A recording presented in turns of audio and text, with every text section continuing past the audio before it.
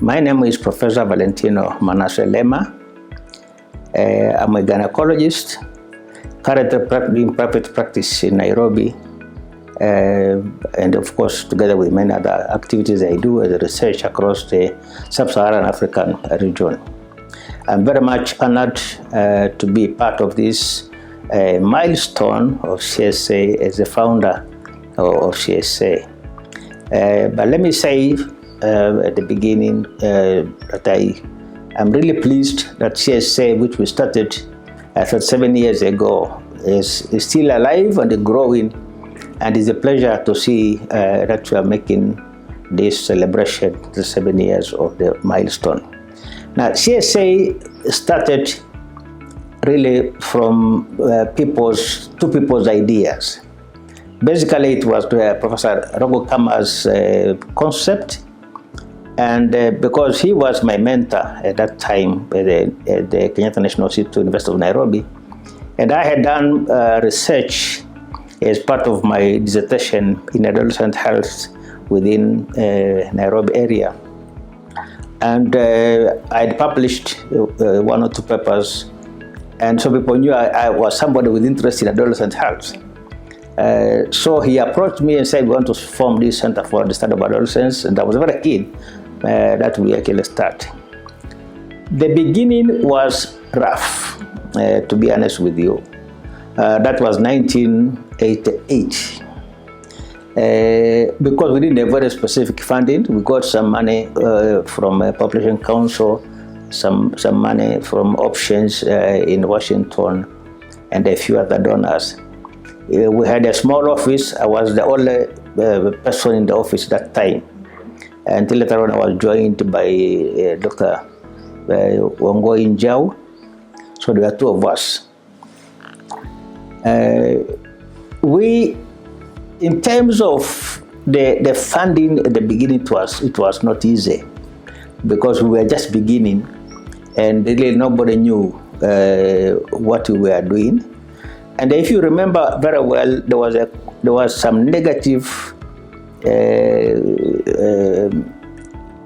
I wouldn't say attitude, but there was people looked at anybody talking about adolescent as promoting sexuality amongst adolescents. So even from the government side, that time it was difficult to actually market the Center for the Study of Adolescence because of that. But we never gave up. We had our major breakthrough at CSA when we hosted the first Pan-African Congress on adolescent health. Initially, people thought we wouldn't be able to do it, but actually we pulled it through, and we were really honored to have the Vice President, Professor George Saitoti, may God rest his soul, to be the guest of honor, and that catapulted CSA into the global market, global arena, and people began to appreciate what CSA was doing.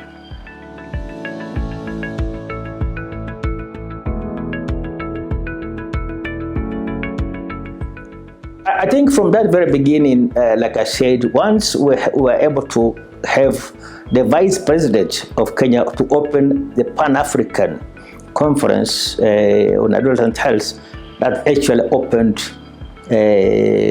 people's minds on what we were about. We were not just promoting the use of contraceptives or abortion or sexuality amongst adolescents, but we had a much bigger agenda than what people had thought. And that really was the beginning and opening for many people. And in fact, if I may just add, following my research, which again was actually fought quite a bit, because people thought I'm going to promote sexuality amongst young schoolgirls. Many people now came and did research from University of Nairobi. Other people, other universities came and did research on adolescent health, which were now more acceptable by the National Research Review Board, and of course the universities. Now that then opened the adolescent health issues within the country. People began to talk openly about adolescent health, even in churches, although still not very vocally, but people start talking about it, and the needs of adolescents as such, particularly when it came to unwanted and planned pregnancies, abortion in particular, sexual abuse, and so on and so forth.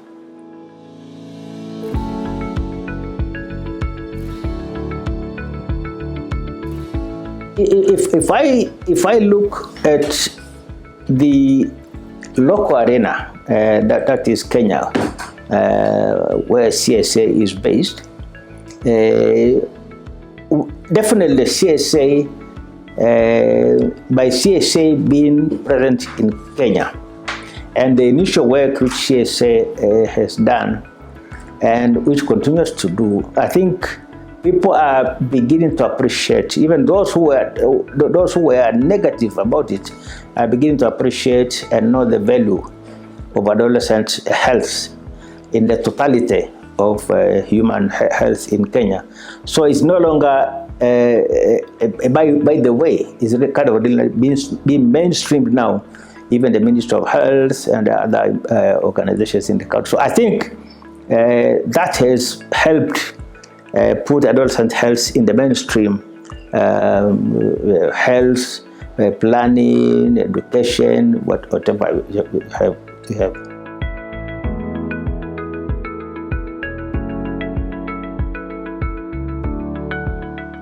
Several. But key is to, first of all, to be dedicated. Dedication to me is important. Know why you are in this place. Even though you might be 40, 50 years old, like I am now 70 plus, but I still talk about adolescent health. I'm still very keen on adolescent health. It's because of the passion to see young people not make the same mistakes we did when we were adolescents ourselves. So it's dedication. What you want to see of your children, your grandchildren, and other people's children. Number two is focus. Yes, there will be the naysayers. There will be those who will call you names, that CSA is just promoting sexuality amongst adolescents, promoting contraceptives, or is promoting abortion amongst adolescents. But stay focused on what is ahead. That is to improve the well-being, the health of young people, adolescents in particular, for a better future of the nation. Because young people are the future of the nation.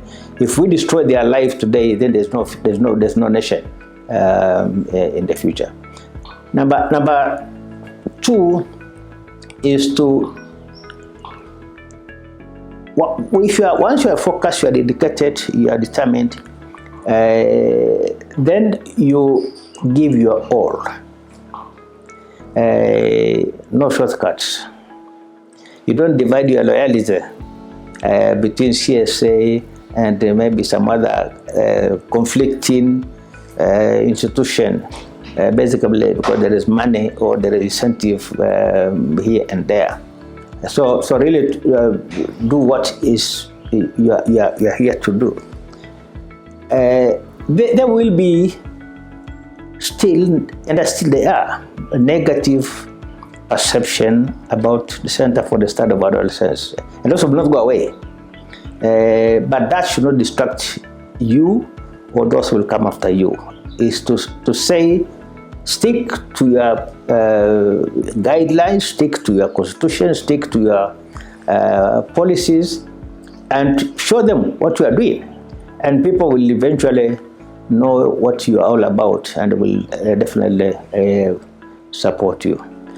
Finally, is we know there's a lot of you need resources. That's important, and there's much more you could do as a Center for the Study of Adolescence in Kenya.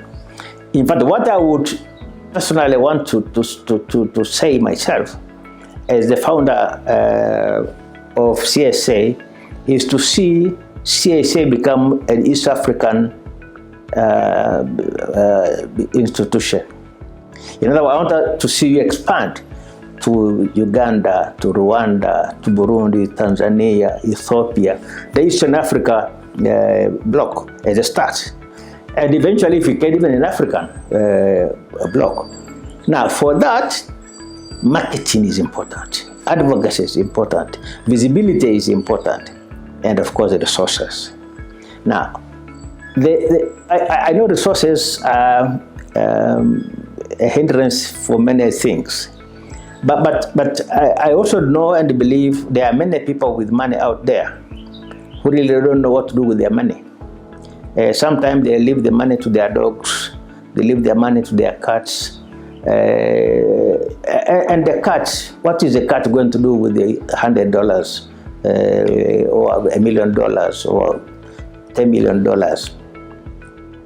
So if we need to diversify our resource mobilization, that is important. And we can only do that if we become visible in the world financial resource mobilization arena. Market yourself as much as possible. And I think that 7 years is long enough to really be able to say, we have been alive this long. That means we must be doing something good. Otherwise, we would have perished. And anybody with the money each in his pocket will be able to give $1 here, $1 there, and will be able to even do much more than we are doing, and even expand within the East African region. That's actually my plea is for us in the next 2 to 3 years to begin to make inroads into Tanzania. Because adolescent issues are not just Kenyan issues. They're global issues. But of course, we can't go global. But at least we can go to our neighbors, East African neighbors as a start. And if we can then have an East African under the East African Health Secretariat, because that's a good place to be. To me, I think that would be a good way to expand. So that would be my advice. Let us focus and put our energy going that way.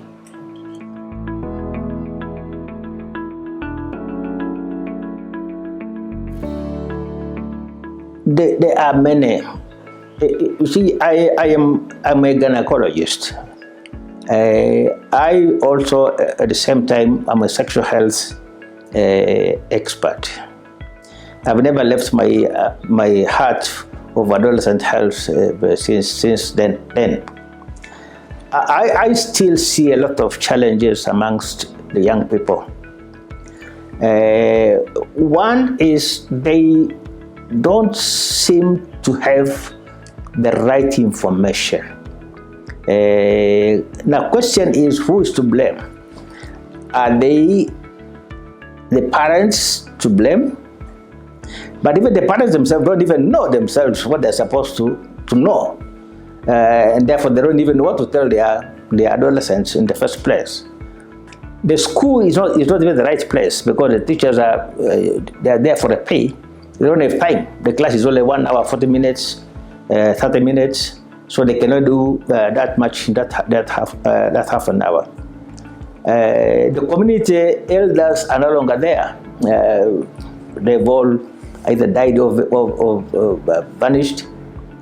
But I think for the young people, what I tell people over and over again is sometimes they look at the older people, our generation, as what they call analog. And they think they are digital. And therefore, you analog guys, you know nothing. We are the digital eras, we know everything. But we can see the eras the digital domain is bringing in. Because for us, we have lived both across the aisle. And therefore, we can tell what is right here, what is wrong here, what was right there, what was wrong there. So I tell young people, look at what your parents, your grandparents did, how they lived, the cultures, the practices. Learn something good from what they did. Well, there's always something good there. Not everything is bad. Now look at the kind of life you are living today and compare the two. Pick what is good from your life today, pick what is good from your parents, your grandparents' life, and intermingle the two. That way you'll make a better life for yourself. And number two, the issue of peer, it's always been there. It's not a new phenomenon. The peer pressure has been there, my apologies. It has been there from even our grandparents' time. They were peers, though of course limited. But the peerage that time was for different things. The peerage now very often is for, if I may say, is for destruction, into life-destroying activities. But you cannot do away with the peer pressure. You can't. But what one needs to do is now to say, okay, what kind of peers do I want? What do I take from my peers? Do I just go to this course? Do I go like nowadays, if I may say, and my apologies for saying this to the audience, we see people holding parties for young girls who lose their virginities. It is publicized. The daily papers, and sometimes even on social media, there will be a party in Buruburu on this Saturday for young girls to lose their virginity. And I say, what kind of life is that? I would have thought losing a virginity is so sacred, and it's so personal, it's so special, that any young woman would want to actually review that event and really do it with the person she really feels committed to. But these days it's advertised. There'll be a party to lose virginity, and I wonder what kind of world we are actually. So I think young people should look into themselves. What I normally call internal dialogue. Do your self-internal dialogue, do your self-analysis, and say, what do I, Sarah, Mary, Jane, want? Not what I want because Jane wants me to do it. That way, one would live a better life.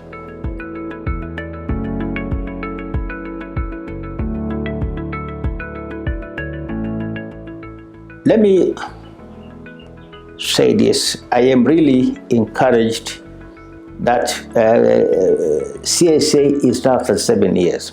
I never thought we would live to be this old because we didn't have money, and because of the political, social negativity about CSA that time. I didn't think it would last this long. And when I left because I had to leave to go to Malawi, I got a better, greener pasture in Malawi, so I had to leave Kenya in 1993.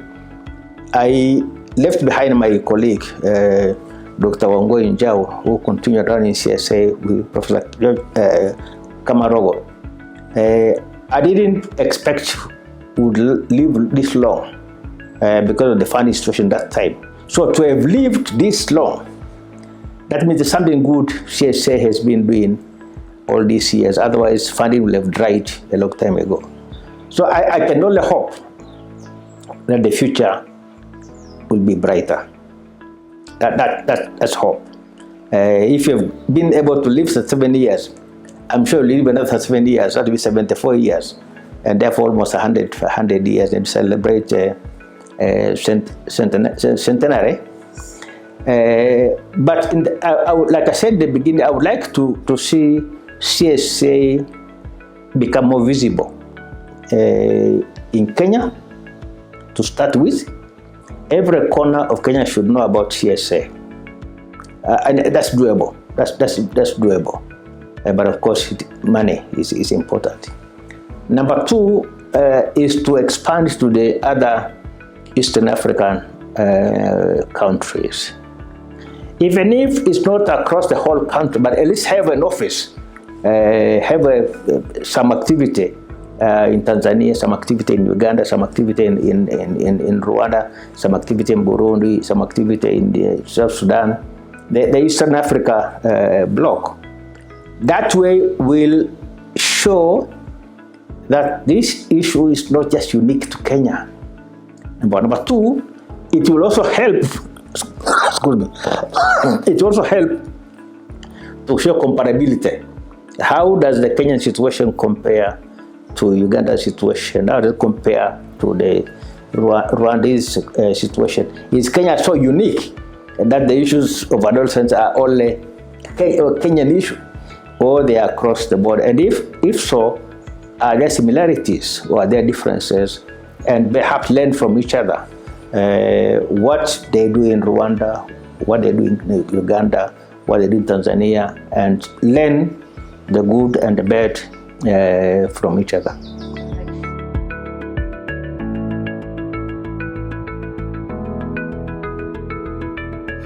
The beginning was, if I may say, actually accidental. Let me put it that way, mildly. Like I said, I had done my research on adolescent sexual health as part of my dissertation for my Master's of Medicine in Nairobi. And I went to secondary schools, many of them actually in as far as Karatina. And my results were very revealing. And that time, my professor, Professor Mati, was very excited by the findings I showed. And Kamarogo was my supervisor in that dissertation. So when I produced my results, actually I was invited to give a paper on that year's Cox conference, even before I graduated, which to me was a great honor. Excuse me. And from that, then people began to develop interest in adolescent health. And Dr. Kamarogo, and then I was Dr. Valentino Lema. We sat down together and we said, why don't we make this Center for the Study of Adolescence? And we had some good people out there in the international funding organizations who supported us. So we got CSA started, but from very low key level. Yeah.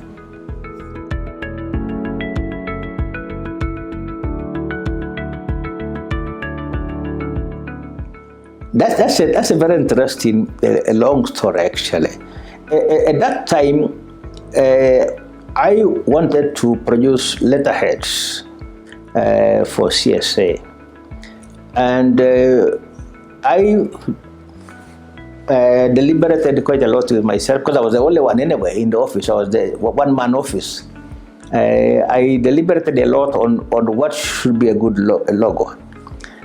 Initially, I wanted to put a young man, a young girl. But then I thought that might appear like I'm promoting sexuality. It didn't, to me, it didn't look very good putting people, even the other drawings. So I then came up with the what is now the current logo for CSA. Now, if you look at that logo very carefully, there are A's actually, but the A's are facing the outside. And in the center, there's what looks like an S, and across it was supposed to be a girl and a boy. So basically, the center is a boy and a girl, adolescent, and the surrounding is a adolescent. We thought of putting the African map, but it didn't make sense. I thought of putting the Kenyan map there, but my thinking even that time was to actually have this as a more broader regional organization rather than just a Kenyan organization. So that's how excuse me. That's how I came up with the current logo of CSA. I'm actually the one who designed it, and I'm proud to still function to date. Yeah. All right. And I still hold some of the letterheads actually of CSA, which I have with me in my house. And maybe I should bring them to Humphrey one of these days.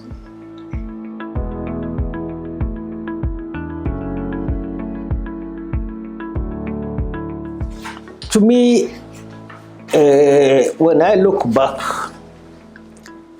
when we started it and where it is today, and looking at the society in which we live in today, that time in 1988, we were just coming out of the 1984 Mexico conference, where people were beginning to talk about health issues and so on and so forth. And many African countries had gained independence, and we had many people who were born after independence, who either were entering parenthood or were just young people. And from the 1970s in particular, for those of us who were around then, there was a big shift in human sexuality. People became much freer, talking about sex, having sex, particularly from the 70s, and Africa was not left out. And we began to think we need to rethink, recalibrate ourselves. Where are we going the right direction? Are we doing the right, the right thing, or can we do something different? So when I qualified as a medical officer in 1977, many years ago, during my internship, that's when I began to see problems amongst adolescents, particularly unplanned, unwanted pregnancies and induced abortions. So I began to develop interest that time. When I was a medical officer after internship, I was confronted with a number of young, late adolescents, 18, 19, thereabout, with incomplete abortion, septic abortion, unwanted, unplanned pregnancies. And that stimulated my interest really as to what is happening. Because I never used to see that amongst my parents or my sisters, my aunts. I never used to see that. So I became a bit interested. So when I then came to do my master's in Nairobi, I still carried that flame had not died. So I talked to Professor Matthew, who was then the head of the department. I said, look, I would like to do a research as a part of my dissertation in adolescent health. And he was very happy and very supportive of that idea. So then I plunged myself into doing the research. I wrote my proposal, which was accepted. Then, like I said, Professor Rogokama was one of my supervisors with Dr. Malali. So that really kind of has continued to keep the flame burning.